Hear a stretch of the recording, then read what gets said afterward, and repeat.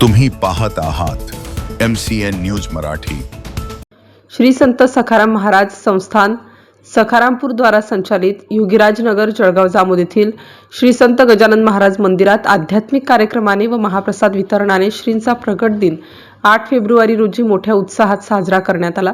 यावेळी भाविकांनी दर्शनासाठी मोठ्या प्रमाणावर उपस्थिती दर्शविली होती।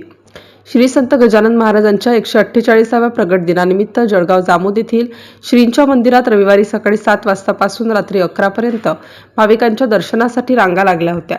तर यावेळी विलास बापू देशमुख यांच्या वतीने वितरित करण्यात आलेल्या महाप्रसादाचा जवळजवळ 7000 भक्तांनी लाभ घेतला। अत्यंत शिस्तबद्ध पद्धतीत प्रगट दिन साजरा झाला। श्री गजानन विजय ग्रंथाचे सामूहिक पारायण, श्रींच्या पादुकांचा अभिषेक, श्रींची महाआरती, श्रींचे भजन व पालखीची मंदिर परिक्रमा असे आध्यात्मिक कार्यक्रम या निमित्ताने आयोजित करण्यात आले होते।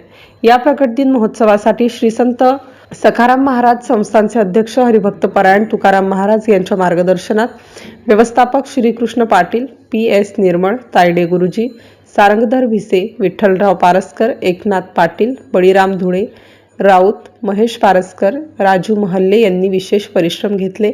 तर श्रींची महाआरती भाजप जिल्हाध्यक्ष सचिन देशमुख व देशमुख परिवारातील सदस्यांच्या हस्ते करण्यात आली। MCN न्यूज मराठीकरिता वैभव वडोदे, जळगाव।